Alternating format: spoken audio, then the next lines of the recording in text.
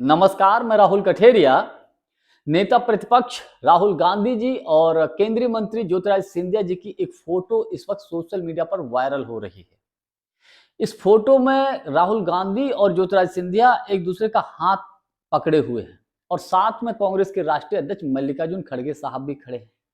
इस फोटो के बाहर आने के बाद राजनीतिक हलकों में सरगर्मियां तेज हो गई हैं। क्या भैया ज्योतिरादित्य सिंधिया कांग्रेस में वापस शामिल होने जा रहे हैं?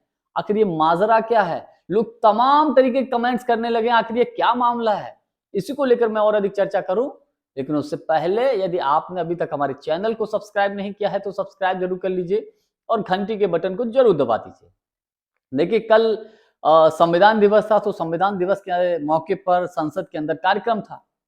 तो कार्यक्रम चल रहा था, उसी समय जब राहुल गांधी जी और मल्लिकार्जुन खड़गे जब साथ में थे, तो ज्योतिरादित्य सिंधिया अचानक वहां आ गए। तो राहुल गांधी ने तुरंत ज्योतिरादित्य सिंधिया जी का हाथ पकड़ा या ज्योतिरादित्य सिंधिया जी ने पकड़ा, तो दोनों एक साथ हाथ पकड़कर एक दूसरे के साथ खड़े हो गए। मल्लिकार्जुन खड़गे साहब उनके साथ में खड़े थे बगल में। इस फोटो को जैसे ही वायरल किया गया, कांग्रेस के सोशल मीडिया के प्लेटफॉर्म से इस फोटो को वायरल किया गया, उसके बाद हड़कंप मच गया। लोग बोलने लगे, भैया ये क्या माजरा है? क्या ज्योतिरादित्य सिंधिया की कमबैक होने जा रहा है कांग्रेस में? देखिए, मैं आपको बताऊं कि ज्योतिरादित्य सिंधिया जी और राहुल गांधी जी एक समय तक बेहद खास मित्र रहे। बहुत बेहद प्रगाढ़ दोस्ती रही इन लोगों की। यहां तक था कि संसद में जब दोनों लोग वापस आते थे, संसद में जब आते थे, तो एक ही तरीके की ड्रेस पहन के आते थे। और संसद के अंदर कोई राहुल गांधी के ऊपर अटैक करता था तो सबसे पहले ज्योतिरादित्य सिंधिया खड़े हो जाते थे उसका जवाब देने के लिए। इतनी गहरी दोस्ती थी।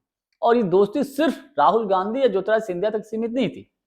ये दोस्ती इन दोनों ही लोगों के जो पिता थे उनकी भी थी।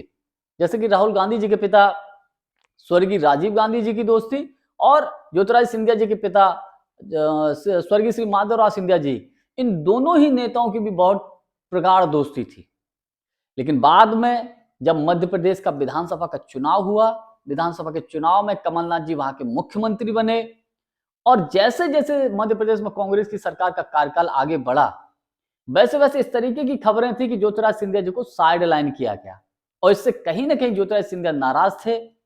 और खबर यहां तक थी कि मध्य प्रदेश में ज्योतिरादित्य सिंधिया अलग थलग पड़ गए थे, क्योंकि कमलनाथ और दिग्विजय सिंह जी, ये दोनों लोग एक साथ हो गए थे। और कहा यह जाता है कि दिग्विजय सिंह जी और ज्योतिरादित्य सिंधिया जी की अदावत बहुत पुरानी है। तो ज्योतिरादित्य सिंधिया जी अपने आप को बड़ा असहज महसूस कर रहे थे और एक राज्यसभा की सीट का भी कुछ चक्कर था। तो जब ज्योतिरादित्य सिंधिया जी को लगा कि अब हमारे यहाँ कोई सुनने वाला नहीं है, उन्होंने कहा यह जाता है कि उन्होंने बात अपनी नेता प्रतिपक्ष राहुल गांधी जी तक पहुंचाई, लेकिन उनकी बात को शायद इतना गौर नहीं किया गया। उसके बाद फिर मध्य प्रदेश में क्या हुआ आप सबने देखा। ज्योतिरादित्य सिंधिया कई विधायकों को साथ लेकर भारतीय जनता पार्टी में चले गए और भाजपा में जाकर वहां पर अच्छी खासी चलती हुई कांग्रेस की सरकार गिर गई और ज्योतिरादित्य सिंधिया भारतीय जनता पार्टी में शामिल हो गए और वहां पर शिवराज सिंह चौहान जी मुख्यमंत्री बन गए। लेकिन उसके बाद समय समय पर ऐसा मौका आया जब राहुल गांधी और ज्योतिरादित्य सिंधिया एक दूसरे के ऊपर हमलावर रहे। लेकिन फर्स्ट टाइम ऐसा काफी समय के बाद ऐसा मौका आया जब राहुल गांधी ज्योतिरादित्य सिंधिया एक दूसरे का हाथ पकड़कर खड़े थे। राजनीतिक गलियारों में हड़कंप है इस बात को लेकर। विशेषकर मेरा व्यक्तिगत मानना यह है कि इस फोटो के बाहर आने के बाद मोदी जी को बड़ी बेचैनी हो रही होगी, कहीं ऐसा तो नहीं सिंधिया जी वापस कहीं कांग्रेस में कमबैक न कर दें।